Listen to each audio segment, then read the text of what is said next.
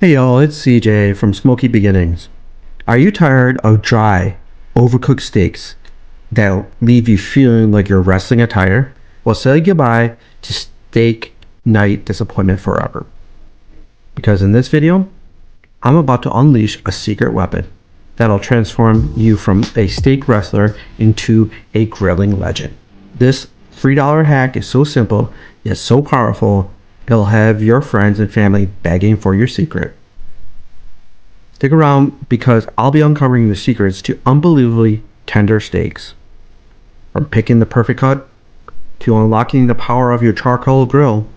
And along the way, I'll be dropping tips to avoid common grilling pitfalls that turn your dream steak into a disaster. So whether you're a seasoned grill master looking to elevate your steak game or a complete charcoal grilling newbie, this video has something for you. It is time to impress your friends and family with restaurant quality ribeyes made right at home. So if you are ready, then I am ready. Let's go. Now before we dive into the grilling action, let's take a moment to appreciate the beauty of the ribeye in all of its forms. From the classic bone-in and boneless cuts to the majestic cowboy and tomahawk steaks. There's a ribeye for every occasion. And here we go. I'm about to give you a crash course in ribeye anatomy. Y'all better grab a pen and paper because there's some serious beef knowledge being dropped here. Did you know that the ribeye consists of three major muscles? Longissimus dorsi, complexus, and spinalis muscles. Let's start with the longissimus dorsi, or the eye of the ribeye. It is the medius portion of the rib suprimal. Every ribeye has an eye. It's the center of the cut, and the source of a lot of that delicious marbling. If you were to remove this muscle, it would be a center cut fillet. The complexus is a small muscle at the front of the ribeye, which may be trimmed off by the butcher. It is also called the tail. It is both flavorsome and tender, coming from the lightly worked upper rib cage area, which spans from the 6th to 12th ribs of the cattle. Then finally, we have the spinalis, which is also called the ribeye cap. It is a strip of meat that surrounds the eye, and it is more marbled than what it is wrapped around. This muscle also does much less work, though it is typically more tender than the center. When you combine all three of the muscles together, you have a ribeye steak. If you're interested in learning how to smoke a steak, I've covered the entire process in detail in a previous video. Stay tuned until the end of this video, where I'll share a link to that video. And hey, don't forget to hit the like and subscribe buttons. Subscribing not only shows your support, also helps the channel reach more people, allowing me to deliver great content to others. Now that we learned more about the ribeye steak, let's talk about grilling strategy. For thinner cuts, a quick sear over the direct heat will lock in those delicious juices, followed by indirect heat to gently cook them through. This ensures a beautifully browned crust and a tender, juicy center. But what about those show-stopping thicker cuts, like cowboy or tomahawk steaks? Patience and finesse are key. Unlike the thinner cuts, these beauties require a slower and more indirect approach to achieve even cooking throughout the thicker muscle. Think low and slow for these grilling giants. Today, we'll keep the steak whole for a classic presentation. However, it is worth noting that you can separate the three main muscles, the tail, the ribeye, and the spinalis, and cook them individually. This allows for more precise control over the doneness of each muscle group. Now that you've chosen your perfect ribeye, let's talk about prepping the ribeye steak for the grill. First things first, take the beauty out of the fridge and let it come to room temperature for about 30 minutes. This ensures even cooking throughout the process. These steaks are a little bit uneven, therefore I'm going to tie some butcher string around the steaks to give them more of a uniform shape, which should help them cook evenly. While your steak relaxes, grab a small bowl and whip up our secret weapon, seasoning blend. Combine some smoky paprika for a hint of sweetness, along with classic steakhouse flavors like garlic powder and onion powder. Don't forget a generous amount of kosher salt and freshly cracked black pepper to really crank up the savory goodness. For a touch of heat that won't overpower the natural flavors of the steak, add just a pinch of chili pepper powder. Mix it all together and get ready to transform your ribeye into a masterpiece by sprinkling the seasoning over the entire steak, making sure to get every single inch of the steak for the perfect blast of flavor. Now leave the steaks out for about 30 minutes while the seasoning penetrates. I have a link in the comments to the whole recipe, or you can find it on my website, smokybeginnings.com. With our ribeye seasoned and ready to go, it's time to fire up the grill and get cooking. We'll need to light up a full charcoal chimney. Once those coals are glowing red and covered in ash, we know that they're ready for action. It usually takes about 15 minutes. This isn't going to be a very long cook. In fact, to grill the steaks, it will take maybe 10 to 20 minutes. So I have a small to medium sized stack of charcoal briquettes and have pushed them off to one side because we are creating a 2-zone fire. One side of the grill is going to be our hot side and used for searing, while the other side is going to be cooler and will be the main cooking area. Once the coals in the charcoal chimney are ready, pour the lit coals onto the unlit coals, place the grill grate on the grill, and close the lid. After about 15 minutes, the grill should be up to temperature, which for our purposes, we want to grill the steak over medium to high heat. Our target grill temp will be right around 350 to 450 degrees Fahrenheit or 176 to 232 degrees Celsius. Now, let's get down to the heart of the action, the grilling process. Add an extra layer of smoky goodness.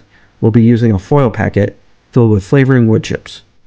Toss this packet right on top of the lit coals. Give the wood chips about 15 minutes to start smoldering. By the way, it's probably been about 30 to 45 minutes of total grill prep time, from lighting the charcoal chimney to setting up the grill with the coals and wood chips. Next, here's where you get to choose your grilling adventure. A classic sear involves placing the steaks directly over the hot zone for a minute or two per side, creating a beautiful brown crust. The reverse sear flips the script, focusing on gentle cooking first over indirect heat to achieve a uniform internal temperature, then finishing with a quick sear at the end. I'm going to do a standard sear on one of the steaks and a reverse sear for the other steak.